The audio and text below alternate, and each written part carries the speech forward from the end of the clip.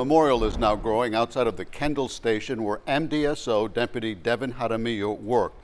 And tonight we're learning more about the deputy killed in the line of duty on Friday. CBS News Miami's Chelsea Jones is live for us in Kendall with more from those who worked alongside Deputy Jaramillo. So sad, Chelsea.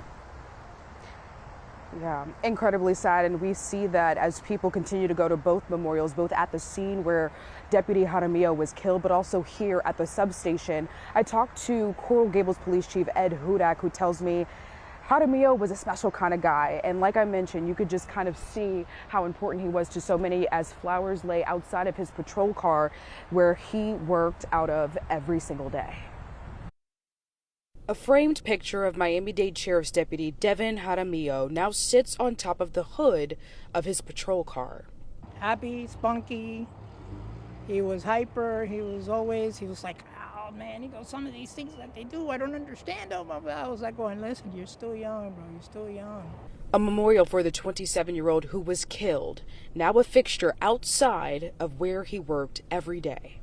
He was confident, he was an intelligent officer. But he had a quality, like an it quality. The Miami-Dade Sheriff's Office says Deputy Jaramillo was called to a minor traffic accident along Southwest 128th Street. The Sheriff's Office says Stephen Rustrian was involved in the initial crash but didn't stop. A law enforcement source familiar with the investigation tells CBS News Miami Rustrian was driving this green car. He pulled into a parking space following the crash and switched seats with his passenger. When Deputy Jaramillo arrived, the passenger quickly admitted he was not driving, and when Jaramillo tried to arrest Rustrian, things escalated. The two got into a fight, and Rustrian grabbed the deputy's service weapon. Our source says Rustrian fired at least 7 shots, killing Deputy Jaramillo before taking his own life. We're out here, risking our lives, to keep you all safe, and we do it with a passion, with heart, and with love. Law enforcement sources tell CBS News Miami investigators have been speaking to Rustrian's family.